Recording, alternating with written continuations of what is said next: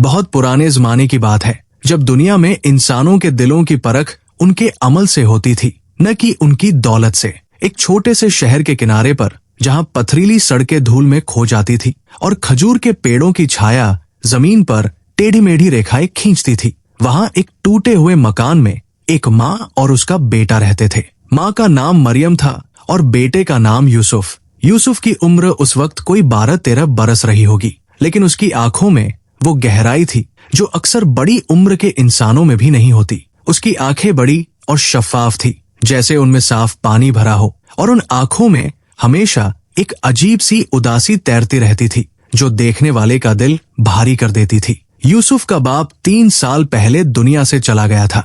वो एक मेहनतकश इंसान था जो सुबह से शाम तक खेतों में काम करता और जो मिलता उसमें खुशी से गुजारा करता था। लेकिन एक दिन जब शहर में बीमारी फैली तो वो उसकी चपेट में आ गया। दवा के पैसे नहीं थे, हकीम के पास ले जाने के लिए कोई साधन नहीं था। मरियम ने अपनी आखिरी बाली तक बेच दी, लेकिन मौत को रोकना किसी के बस में नहीं था। यूसुफ के बाप ने अपने बेटे का हाथ थामा, उसकी आंखों में झांका और बड़े धीमे लहजे में कुछ कहा जो यूसुफ के दिल में उस दिन से हमेशा के लिए उतर गया। उसने कहा था कि बेटे, दुनिया में जो सबसे बड़ी दौलत है वो ये है कि तू अपने रब से कभी न डरे, बल्कि उससे मोहब्बत करे। जुल्म सहना और जुल्म करना दोनों कमजोरी की निशानी है। हमेशा सच का साथ दे, चाहे सच कितना ही तकलीफ देह क्यों न हो। उस रात के बाद से यूसुफ का बचपन जैसे हवा में उड़ गया। वो सुबह उठता, माँ के लिए पानी भरता, फिर शहर की तरफ निकल जाता जहाँ वो छोटे मोटे काम करके चंद सिक्के कमाता। कभी लकड़ियाँ उठाता, कभी दुकानदारों का सामान इधर से उधर पहुँचाता, कभी किसी के घर का कचरा साफ करता। जो मिलता वो माँ के हाथ में रख देता और माँ उसे देखकर आंसू पोंछती और दुआएं देती। यूसुफ ने कभी शिकायत नहीं की। उसने कभी ये नहीं कहा कि उसके साथ नाइंसाफी हुई है। उसने कभी ये नहीं पूछा कि दूसरे बच्चे क्यों खेलते हैं और वो क्यों काम करता है। वो बस चुपचाप काम करता और रात को सोने से पहले अपने रब के आगे हाथ उठाता और दुआ मांगता। शहर में एक साई था जिसका नाम जब्बार था। जब्बार नाम जितना भारी था, उसका दिल उससे भी भारी और पत्थर जैसा था। वो शहर का सबसे अमीर आदमी था। उसकी दुकान पर हर रोज गोश्त की ढेरियां लगी रहती थी। उसके घर की दीवारें मोटी थी और दरवाजे चौड़े थे। उसके पास 3 नौकर थे जो हर वक्त उसकी मर्जी पूरी करने के लिए तैयार रहते थे। लेकिन जब्बार की अमीरी ने उसे इंसान नहीं रहने दिया था। वो गरीबों को हकारत की नजर से देखता था। जो लोग उससे उधार लेते उनसे दोगुना वसूलता। जो उसकी दुकान में काम करते उन्हें पूरी मजदूरी नहीं देता, और अगर कोई मांगने की जुर्रत करता तो उसे ऐसी नजर से देखता जैसे उसने कोई बड़ा जुर्म किया हो। यूसुफ एक दिन शहर के बाजार में था जब उसने देखा कि एक बूढ़ा आदमी जब्बार की दुकान के सामने खड़ा है और अपनी कांपती आवाज में कुछ कह रहा है। बूढ़ा आदमी बहुत कमजोर था, उसकी कमर झुकी हुई थी और उसके हाथ लरज रहे थे। वो जब्बार से किसी चीज की मिन्नत कर रहा था। यूसुफ वहीं रुक गया। उसने देखा कि जब्बार ने उस बूढ़े को जोर से धक्का दिया और वो जमीन पर गिर गया। बाजार में बहुत लोग थे, लेकिन कोई आगे नहीं आया। सब ने मुंह फेर लिया। जब्बार का रौब इतना था कि कोई उससे पंगा नहीं लेना चाहता था। यूसुफ का दिल धड़का, उसके अंदर कुछ हिला। वो चाहता तो वो भी चुप रहता, वो भी आगे बढ़ जाता, लेकिन उसके बाप की आवाज उसके कानों में गूंजी, हमेशा सच का साथ दे, चाहे सच कितना ही तकलीफ दे क्यों न हो। यूसुफ भीड़ को चीरता हुआ आगे आया और बूढ़े के पास बैठ गया। उसने बड़े धीरे से उसे उठाया और उसका हाथ थामा। बूढ़ा कांप रहा था, उसकी आंखों में आंसू थे, लेकिन उसने यूसुफ को देखा तो एक लम्हे के लिए उसकी आंखों में कुछ चमका। जब्बार ने यूसुफ को देखा, उसकी आंखों में गुस्सा भर आया। उसने यूसुफ को घूरा और उसकी आंखें उस बच्चे के फटे कपड़ों और खुरदरे हाथों पर टिक गई। यूसुफ ने जब्बार की आंखों में झांका, न डरा न झुका। उसने बड़े साफ और सीधे अंदाज में कहा कि इस बुजुर्ग के साथ ऐसा नहीं करना चाहिए था। ये सुनकर बाजार में सन्नाटा छा गया। लोगों ने अपनी सांसें रोक ली। जब्बार ने जो नहीं सुना था उसने वो सुना था, वो भी एक गरीब फटेहाल बच्चे की जुबान से। जब्बार का चेहरा लाल हो गया। उसने अपने नौकरों को इशारा किया। नौकरों ने यूसुफ को दोनों तरफ से पकड़ लिया। जब्बार उसके करीब आया और उसने यूसुफ के चेहरे को गौर से देखा। फिर एक जहरीली मुस्कान उसके होठों पर आई। उसने कहा कि इस लड़के को मैं जानता हूँ, ये उस मरे हुए कसान का बेटा है जो शहर के बाहर उस टूटे मकान में रहता है। नौकरों ने यूसुफ को छोड़ दिया, लेकिन जब्बार की वो मुस्कान यूसुफ के दिल में एक कांटे की तरह चुभ गई। उस शाम यूसुफ घर लौटा तो माँ ने देखा कि उसके चेहरे पर कुछ अलग है। माँ ने पूछा तो उसने सब बता दिया। माँ ने उसे सीने से लगाया और बहुत देर तक वो उसे थामे रही। फिर माँ ने कहा कि बेटे, तूने सही किया, अल्लाह देख रहा है, लेकिन इस जब्बार से दूर रहना, ये आदमी बहुत खतरनाक है। यूसुफ ने सिर हिलाया, लेकिन उसके दिल में एक सवाल था जो उसे सोने नहीं दे रहा था। अगर सब लोग ऐसे जालिम से डरकर चुप रहेंगे तो जुल्म कब रुकेगा? रात को यूसुफ ने आसमान की तरफ देखा, तारे चमक रहे थे। उसने मन ही मन अपने रब से कहा कि ऐ मेरे रब, तू गाफिल नहीं है, तू देख रहा है, मुझे इतनी ताकत दे कि मैं हमेशा तेरे रास्ते पर चल सकूं, चाहे रास्ता कितना ही कांटों से भरा हो। और फिर उसने आंखें बंद कर ली। उसे खबर नहीं थी कि किस्मत उसके लिए क्या लेकर आई है। उसे ये नहीं पता था कि जब्बार की वो जहरीली मुस्कान अभी एक लंबे और तकलीफदेह सफर की शुरुआत थी। उन दिनों शहर में रमजान का महीना आने वाला था। रमजान में शहर का माहौल बदल जाता था।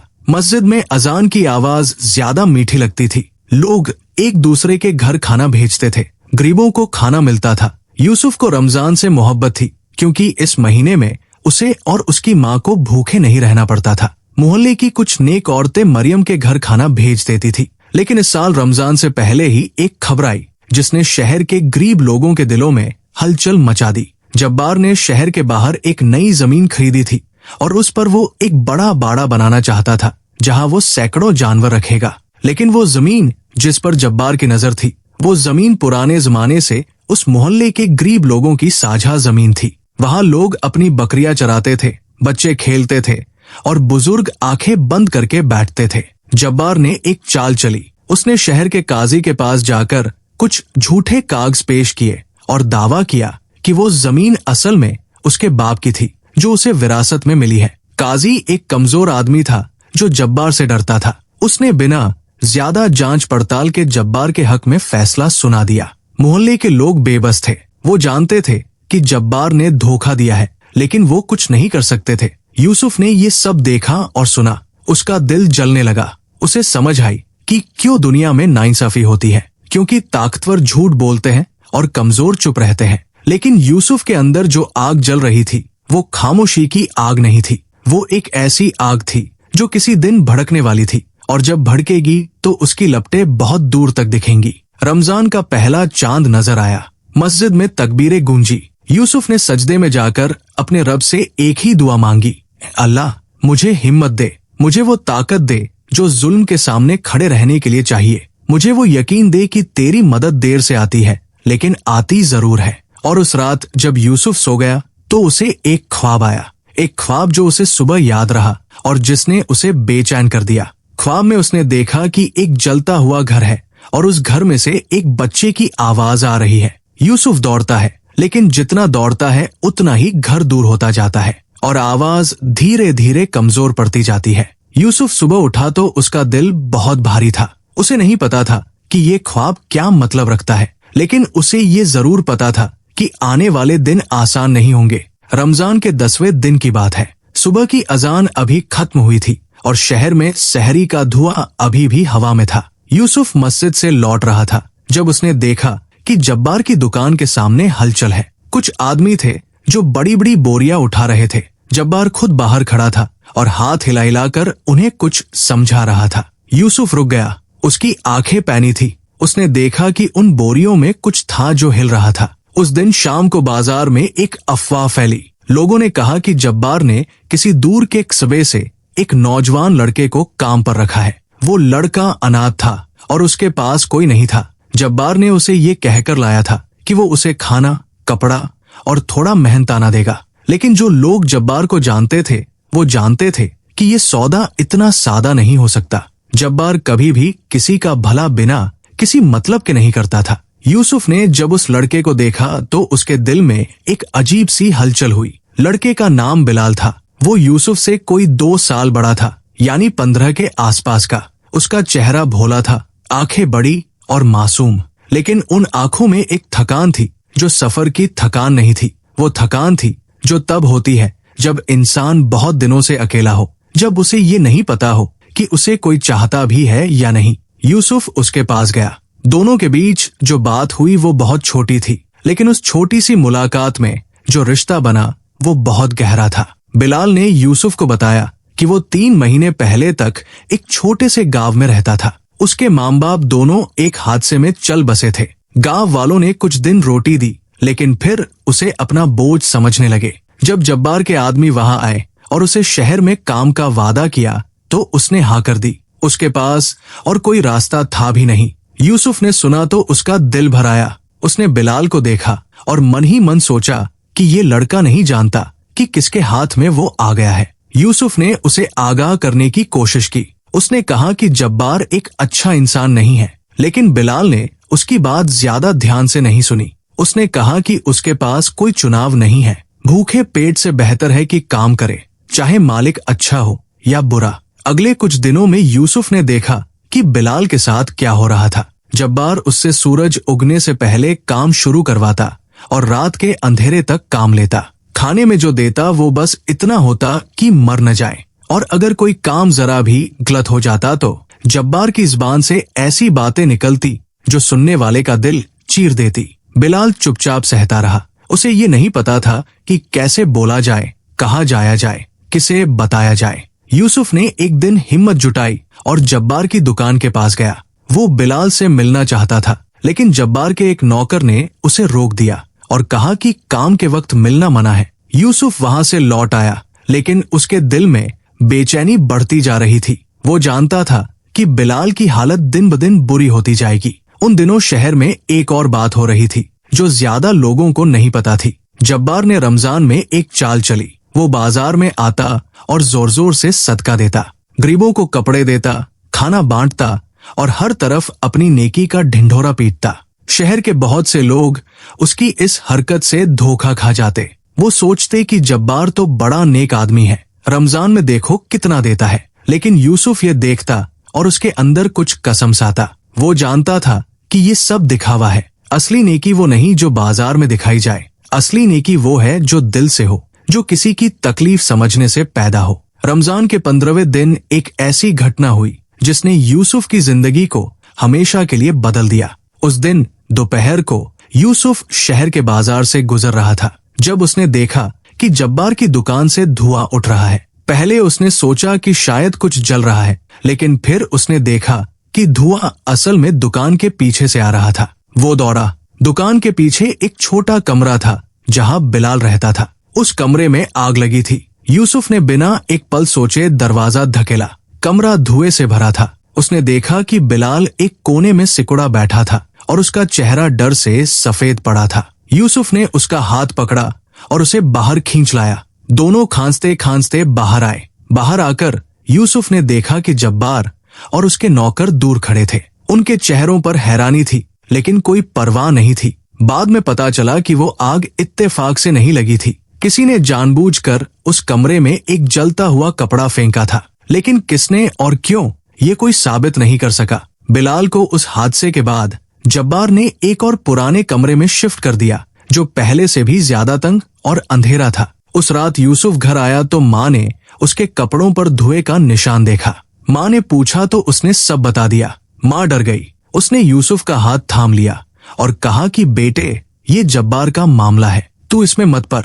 तुझे कुछ हो गया तो मैं कहाँ जाऊंगी। यूसुफ चुप रहा। उसने माँ को जवाब नहीं दिया, लेकिन उसके दिल में जो आग जल रही थी वो उस रात और तेज हो गई। अगले दिन यूसुफ ने एक काम किया जो उसकी उम्र के लड़कों के बस की बात नहीं थी। उसने शहर के उस पुराने आलिम के पास जाने का फैसला किया जिन्हें सब शेख साहब कहते थे। शेख साहब एक बुजुर्ग थे जो शहर के किनारे एक छोटी सी मस्जिद में रहते थे। वो पढ़े लिखे थे, दीन के आलिम थे और शहर में उनकी बड़ी इज्जत थी। लेकिन वो जब्बार से भी डरते थे क्योंकि जब्बार उनकी मस्जिद को चंदा देता था। यूसुफ शेख साहब के पास गया और उन्हें सब कुछ बताया। उसने बताया कि जब्बार क्या करता है, कैसे बिलाल के साथ बर्ताव करता है, कैसे उसने जमीन हड़पी, कैसे बाजार में बुजुर्ग को धक्का दिया। शेख साहब सुनते रहे। उनकी आंखें बंद थी। जब यूसुफ खत्म हुआ तो शेख साहब ने लंबी सांस ली। उन्होंने यूसुफ को देखा और उनकी आंखों में कुछ था, शायद शर्मिंदगी, शायद पछतावा, शेख साहब ने कहा कि बेटे, तू सही कहता है, जुल्म जुल्म है, चाहे कोई भी करे, लेकिन इस वक्त हम क्या कर सकते हैं? काजी जब्बार के हाथ में है, ताकत जब्बार के पास है। यूसुफ ने ये सुना और उसके दिल में एक चोट लगी। उसने शेख साहब से कहा कि अगर दीन के आलिम भी जुल्म के सामने खामोश रहेंगे तो दीन की आवाज कौन उठाएगा? ये सुनकर शेख साहब ने यूसुफ को बड़े गौर से देखा। उनकी आंखों में पहली बार कुछ चमका।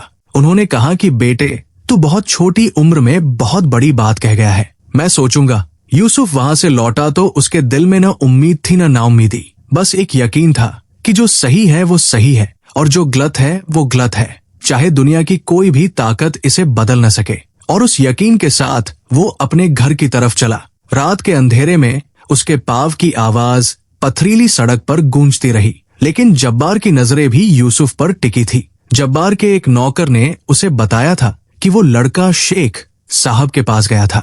जब्बार के चेहरे पर वही जहरीली मुस्कान आई। उसने कहा कि ये लड़का बहुत तेज है और तेज लड़के को सबक सिखाना जरूरी है। उस रात जब्बार ने एक योजना बनाई, एक ऐसी योजना जो यूसुफ को तोड़ देने के लिए काफी थी। रमजान का 21वां दिन था। शहर में इबादत का माहौल था। रातों में लोग कुरान की तिलावत करते और दिन में रोजा रखते। लेकिन इसी माहौल के बीच जब्बार ने अपना जाल बुनना शुरू किया। उसने शहर में ये अफवाह फैलाई कि यूसुफ ने उसकी दुकान से कुछ चुराया है। पहले उसने ये बात अपने नौकरों से कहलवाई, फिर बाजार के कुछ दुकानदारों ने सुना, फिर देखते देखते ये बात पूरे मोहल्ले में फैल गई। यूसुफ को जब इस बात का पता चला तो उसके पांव तले जमीन खिसक गई। उसने अपनी जिंदगी में कभी किसी की एक सुई तक नहीं चुराई थी। उसके बाप ने उसे ये सिखाया था कि हराम की एक रोटी से हलाल की भूख बेहतर है। लेकिन अब उस पर चोरी का इल्जाम था, और इल्जाम किसका था? जब्बार का, जिसका पूरे शहर में रुतबा था, जिसके पास पैसा था, जिसके पास गवाह थे। जब्बार ने काजी के पास शिकायत दर्ज करवाई। काजी ने यूसुफ को बुलाया। यूसुफ अकेला वहां गया। उसके पास कोई वकील नहीं था, कोई गवाह नहीं था, कोई सहारा नहीं था, सिर्फ उसका यकीन था और उसकी सच्चाई थी। काजी की अदालत में जब जब्बार के गवाहों ने झूठ बोला तो यूसुफ का दिल चीख उठा, लेकिन वो बाहर से खामोश रहा।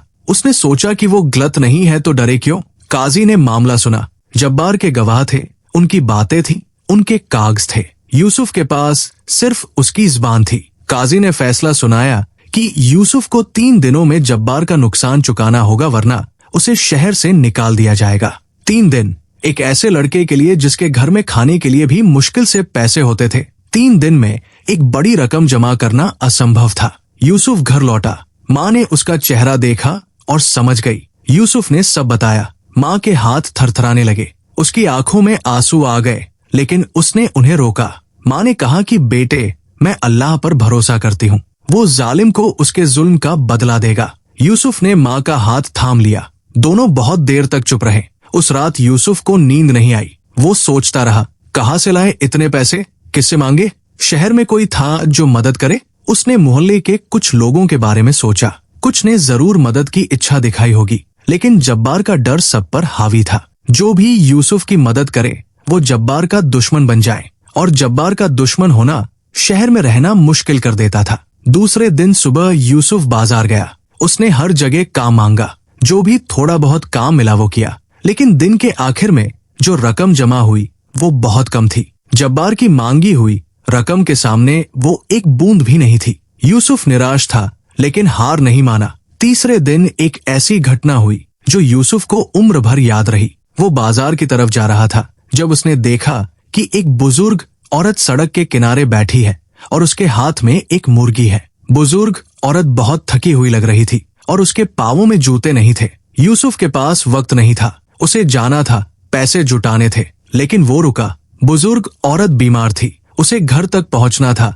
लेकिन चल नहीं सकती थी। यूसुफ ने उसकी मुर्गी पकड़ी, उसका हाथ थामा और उसे उसके घर तक पहुंचाया। रास्ता लंबा था और यूसुफ को देर हो रही थी, लेकिन उसने एक बार भी जल्दी नहीं दिखाई। जब वो औरत के घर पहुंचे तो बुजुर्ग औरत ने यूसुफ को देखा और उसकी आंखों में पानी भर आया। उसने यूसुफ को दुआ दी। उसने कहा कि बेटे, अल्लाह तुझे उतनी खुशी दे जितनी आज तूने मुझे दी है। यूसुफ ने मुस्कुराकर वहां से विदा ली। उस मुस्कान में थकान थी, बेचैनी थी, लेकिन एक सुकून भी था। वो सुकून जो नेकी करने के बाद दिल में उतरता है। उसी दिन शाम को एक हैरान करने वाली बात हुई। जब्बार की दुकान में एक बड़ा हादसा हो गया। उसके एक बड़े ज़ख़ीरे का गोश्त खराब हो गया और उसे फेंकना पड़ा।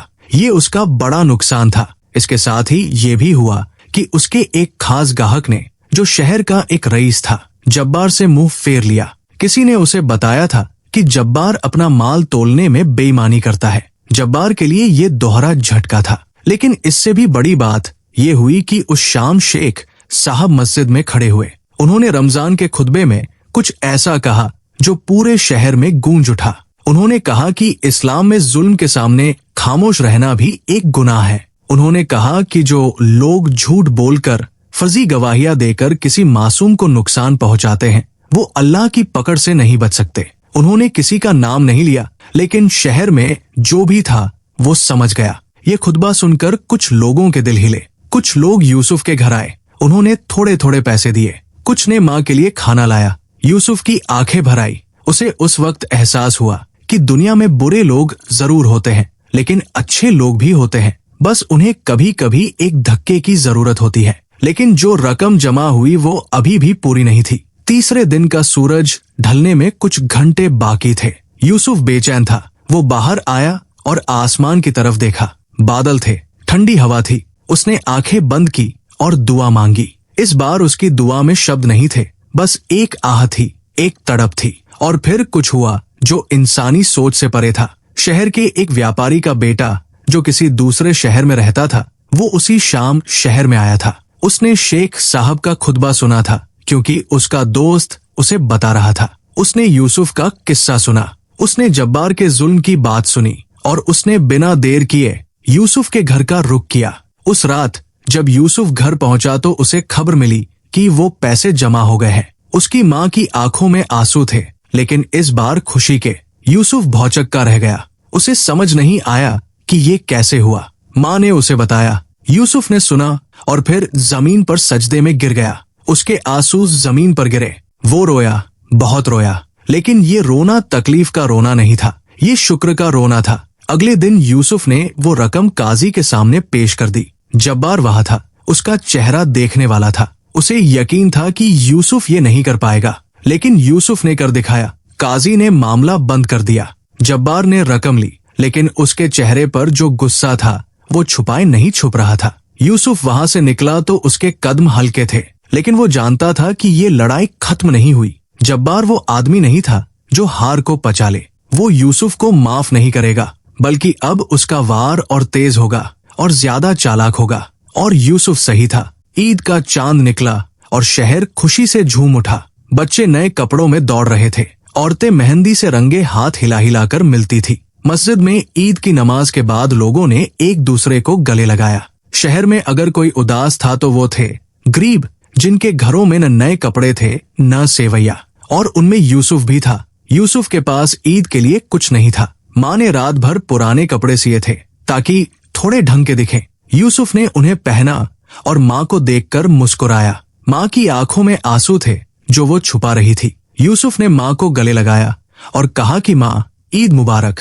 माँ ने उसे कसकर थामा। ईद की सुबह यूसुफ नमाज के बाद बाजार से गुजर रहा था, जब उसने देखा कि बिलाल जब्बार की दुकान के बाहर खड़ा है। उसके कपड़े पुराने थे, चेहरा थका हुआ था और आंखों में वो खालीपन था जो तब होता है जब ईद के दिन भी कोई घर याद ना आए। यूसुफ उसके पास गया। उसने बिलाल का हाथ थामा और उसे अपने घर ले आया। माँ ने बिलाल को देखा और बिना कुछ कहे उसे भी बेटे की तरह गले से लगा लिया। उस दिन तीनों ने मिलकर थोड़ी सी सेवैया खाई जो माँ ने बड़े प्यार से बनाई थी। वो सेवैया किसी बड़े दस्तरखान पर सजी मिठाइयों से ज्यादा मीठी थी, क्योंकि उनमें मोहब्बत थी। उस ईद की शाम यूसुफ और बिलाल शहर के बाहर उस पथरीली पहाड़ी पर बैठे थे जहां से पूरा शहर नजर आता था। वो बातें करते रहे।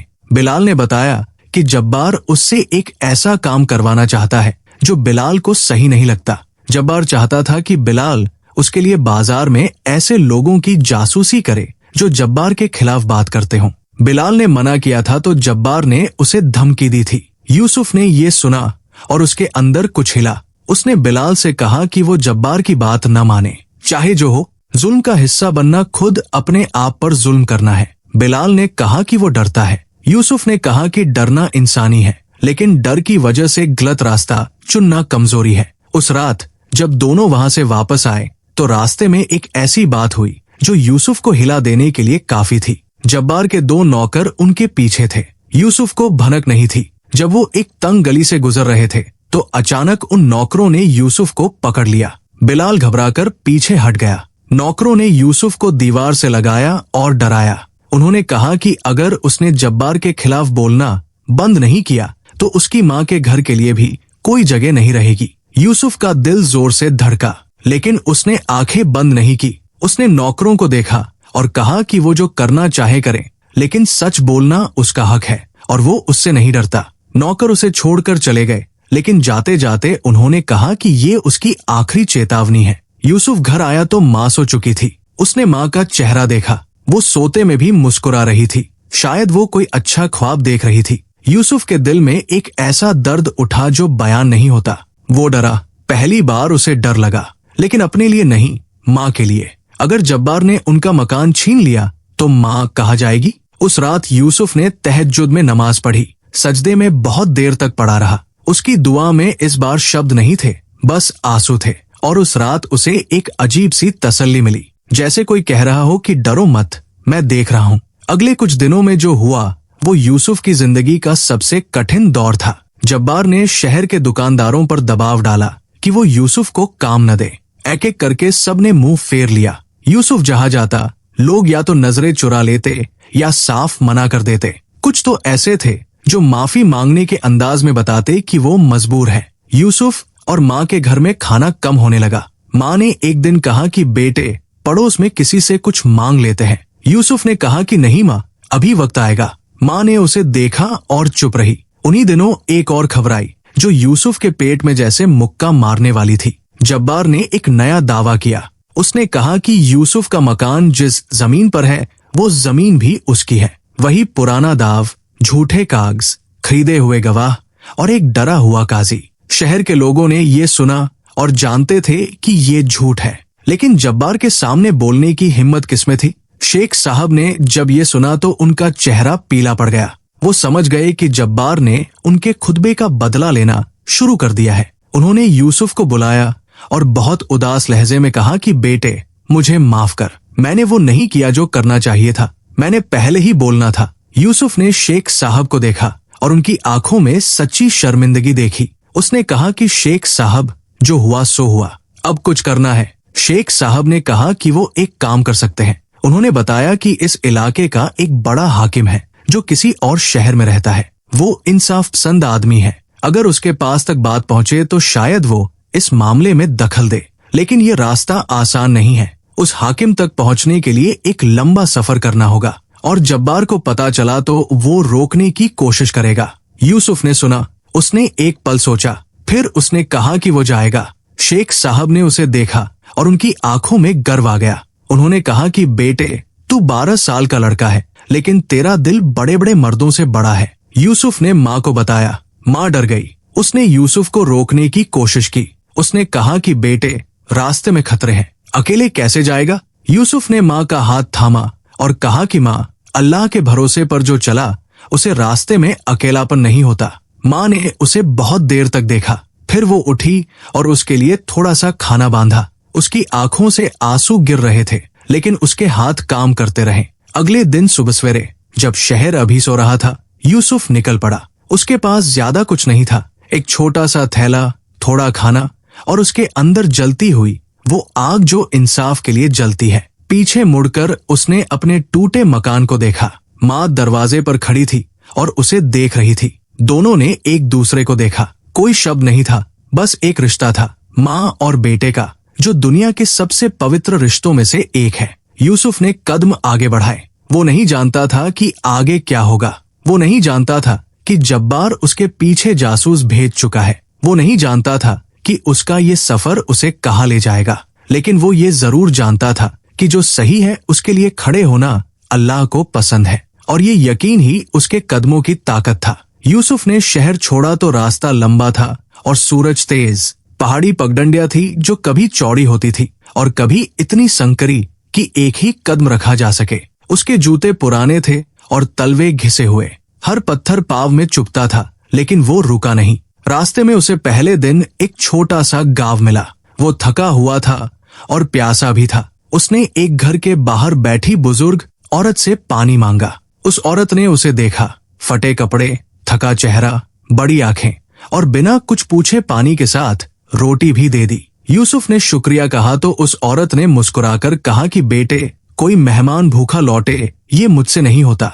यूसुफ ने रोटी खाई। वो बैठकर थोड़ा आराम करना चाहता था, लेकिन उसे जल्दी थी। वो उठने लगा तो उस औरत ने उससे पूछा कि कहाँ जा रहे हो, अकेले इस उम्र में? यूसुफ ने उसे सच बता दिया। उसने बताया कि वो हाकिम तक पहुंचना चाहता है ताकि इंसाफ मांग सके।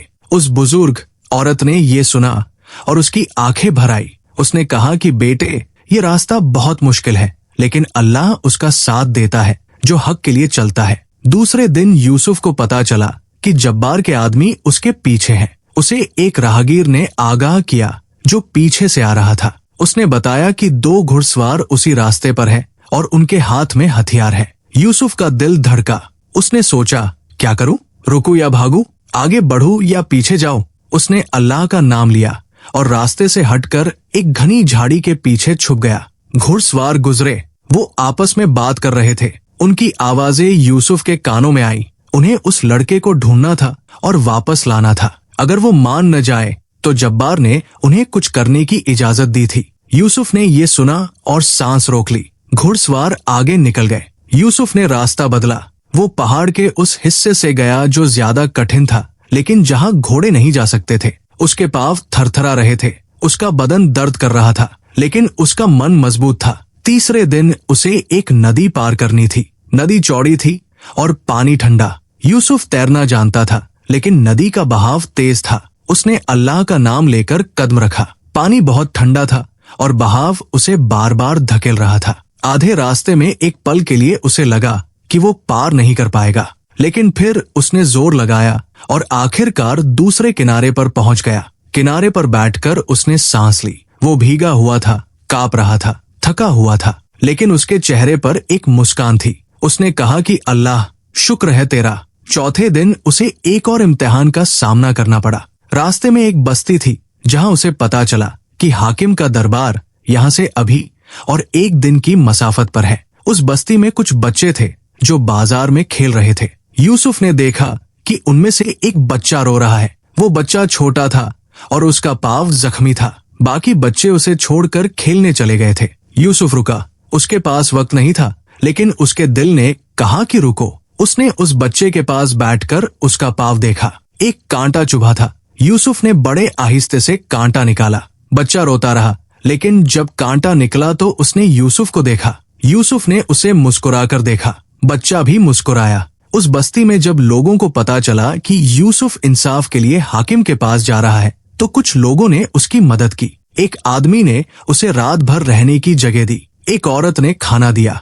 एक बुजुर्ग ने हाकिम के दरबार तक पहुंचने का सही रास्ता बताया। यूसुफ को ये देखकर एहसास हुआ कि दुनिया में नेकी की एक जंजीर होती है। जब तुम किसी का भला करते हो तो वो भला आगे बढ़ता है। जब तुम किसी के काम आते हो तो किसी और वक्त कोई और तुम्हारे काम आता है। ये अल्लाह का एक तरीका है। 5वें दिन की सुबह यूसुफ ने हाकिम के शहर में कदम रखा। ये शहर उसके शहर से कहीं बड़ा था। ऊंची इमारतें, चौड़े रास्ते, बड़े दरवाजे। यूसुफ उस भीड़ में एक छोटे से बच्चे की तरह था जो थका था, भूखा था, लेकिन उसकी आंखों में वो रोशनी थी जो इरादे की होती है। हाकिम का दरबार एक बड़े मैदान के किनारे था। वहां पहुंचने के लिए दरबान थे। दरबानों ने यूसुफ को रोका।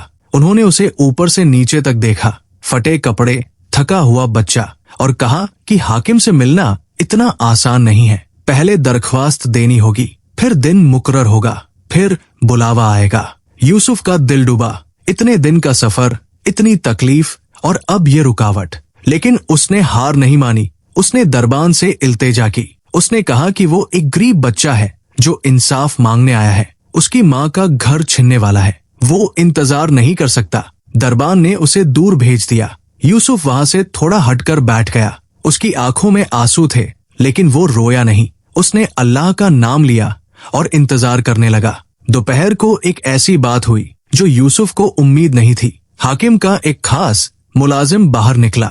वो एक बुजुर्ग थे, चेहरे पर सफेद दाढ़ी और आंखों में बुद्धि की चमक। उन्होंने यूसुफ को उस कोने में बैठे देखा। उन्होंने दरबानों से पूछा कि ये बच्चा कितने से यहाँ बैठा है। दरबानों ने बताया कि सुबह से। वो बुजुर्ग यूसुफ के पास आए। उन्होंने बड़े ध्यान से उसे देखा। फिर उन्होंने पूछा कि क्या बात है बेटे।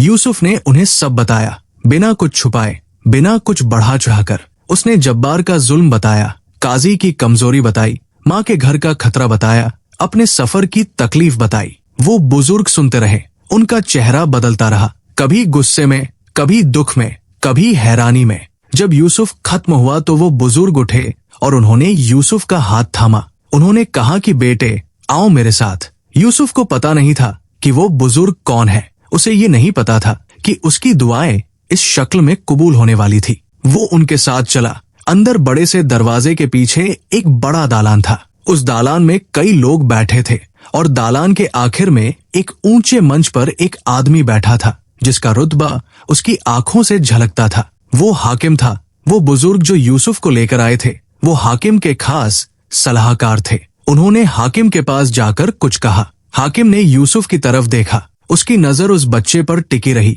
थका, गरीब, लेकिन डर से मुक्त। हाकिम ने इशारा किया कि यूसुफ आगे आए। यूसुफ आगे आया। उसके दिल की धड़कन तेज थी लेकिन उसके कदम मजबूत थे। उसने हाकिम के सामने खड़े होकर झुककर सलाम किया। हाकिम ने उससे पूछा कि बेटे इतना लंबा सफर क्यों किया। यूसुफ ने सीधे जवाब दिया, इंसाफ के लिए, क्योंकि अल्लाह ने इंसाफ को जरूरी करार दिया है और इंसाफ मांगना हर इंसान का हक है। हाकिम ने ये सुना, उसके चेहरे पर कुछ बदला। उसने यूसुफ को बैठने का इशारा किया और कहा कि अपनी पूरी बात बताओ। यूसुफ ने बताया और उस दालान में उन तमाम लोगों के सामने एक गरीब बच्चे की आवाज गूंजी जिसमें न डर था, न झिझक, न बनावट, बस सच था। हाकिम ने यूसुफ की पूरी बात सुनी। दालान में सन्नाटा था। तमाम लोग जो वहां बैठे थे वो उस बच्चे को देख रहे थे जो इतनी दूर से इतनी तकलीफ उठाकर बस सच के लिए आया था। हाकिम के चेहरे पर कई भाव आए और गए। वो एक तजुर्बेकार आदमी था। उसने बहुत लोगों की फरियादें सुनी थी, झूठे भी, सच्चे भी, लेकिन इस बच्चे की आंखों में जो था वो उसने बहुत कम लोगों में देखा था। हाकिम ने अपने खास सलाहकार की तरफ देखा। सलाहकार ने सिर हिलाया जैसे कह रहे हों कि मैंने भी यही महसूस किया। हाकिम ने यूसुफ से कहा कि बेटे तू यहाँ आज रात रुकेगा, तुझे खाना मिलेगा, आराम मिलेगा, कल सुबह मैं इस मामले में कदम उठाऊंगा। यूसुफ ने ये सुना और उसकी आंखों में आंसू आ गए। उसने हाकिम का शुक्रिया अदा किया, लेकिन उससे पहले उसने अल्लाह का शुक्र किया, मन ही मन, दिल की गहराइयों से। उस रात यूसुफ ने बहुत दिनों बाद ठीक से खाना खाया और ठीक से सोया, लेकिन नींद से पहले उसने माँ को याद किया। उसने सोचा कि माँ अभी क्या कर रही होगी। शायद दुआ कर रही होगी, शायद रो रही होगी, शायद रोते हुए दुआ कर रही होगी। उसके दिल में एक कसक थी, जल्दी लौटना था। अगली सुबह हाकिम ने अपने 2 खास दूत भेजे। उन दूतों के पास हाकिम का लिखा हुआ हुक्म था। हुक्म ये था कि उस शहर के काजी को तुरंत हाकिम के दरबार में हाजिर होना था। जब्बार को भी बुलाया जाना था। सारे कागजात लाए जाने थे और जब तक ये मामला हल न हो जाए यूसुफ और उसकी माँ के मकान को हाथ लगाने की किसी को इजाजत नहीं थी। ये खबर जब शहर में पहुंची तो हलचल मच गई। जब्बार के माथे पर पसीना आ गया। उसने अपने आदमियों को बुलाया और उनसे मशविरा किया। उसके आदमियों ने कहा कि शायद ये बात यही दब जाए, शायद हाकिम ज्यादा परवाह न करे। लेकिन जब्बार को एहसास हो गया था कि इस बार बात दब नहीं सकती। काजी जब हाकिम के सामने पेश हुआ तो उसका चेहरा पीला था। हाकिम ने उससे सवाल किया। उसने पूछा कि क्या उसने जब्बार के झूठे दावों की ठीक से जांच की थी। काजी ने पहले आनाकानी की, लेकिन हाकिम की आंखें तेज थी और उसके सवाल तेजतर। आखिरकार काजी ने स्वीकार किया कि उसने जल्दबाजी में फैसला दिया था और जब्बार के दबाव में उसने सही जांच नहीं की। जब्बार जब हाकिम के सामने आया तो वो वैसे नहीं था जैसा शहर में था। वहाँ उसका रुतबा था, उसके नौकर थे, उसकी दहशत थी। यहाँ वो बस एक इंसान था जिसे अपने किए का हिसाब देना था। हाकिम ने उससे एक एक बात पूछी। कागजात मंगवाए गए। हाकिम के आलिमों ने उन कागजात को देखा और एक एक करके साबित किया कि वो जाली थे। गवाहों को बुलाया गया। उनमें से कुछ ने जब उन्हें पता चला कि अब रब का हिसाब होने वाला है सच बोलना शुरू किया। जब सारी बात खुल गई तो हाकिम ने फैसला सुनाया। उसने कहा कि जब्बार ने जो जमीन गलत तरीके से हड़पी थी वो वापस होगी। यूसुफ के मकान पर जो झूठा दावा था वो रद्द होता है। जो पैसे यूसुफ से गलत तरीके से वसूले गए थे वो वापस होंगे और बिलाल जो जब्बार की कैद में था वो आजाद होगा। जब्बार को शहर में दोबारा किसी पर जुल्म करने से रोकने के लिए उस पर कड़ी नजर रखी जाएगी और काजी को अपनी जिम्मेदारी की याद दिलाने के लिए उसे एक सख्त नसीहत दी गई। यूसुफ ये सब सुन रहा था। उसकी आंखें भर आई थी। उसके दिल में जो तूफान था वो अब खामोश हो रहा था, जैसे एक लंबी रात के बाद सुबह की रोशनी आई हो। उसी दिन शाम को हाकिम के दूत यूसुफ के साथ उस शहर की तरफ रवाना हुए। यूसुफ को एक घोड़े पर बिठाया गया। ये पहली बार था कि यूसुफ घोड़े पर सवार था। रास्ते में उसने आसमान की तरफ देखा। सूरज ढल रहा था और आसमान नारंगी रंग में रंग गया था। उसे माँ की याद आई। जब वो शहर पहुंचा तो रात हो चुकी थी, लेकिन शहर में सब जागते थे। हाकिम के दूतों के साथ किसी का आना इस शहर में बड़ी बात थी। लोग निकल आए और जब उन्होंने यूसुफ को घोड़े पर बैठे देखा तो उनके चेहरों पर हैरानी थी। यूसुफ सीधे अपने घर गया। दरवाजा खटखटाया, दरवाजा खुला।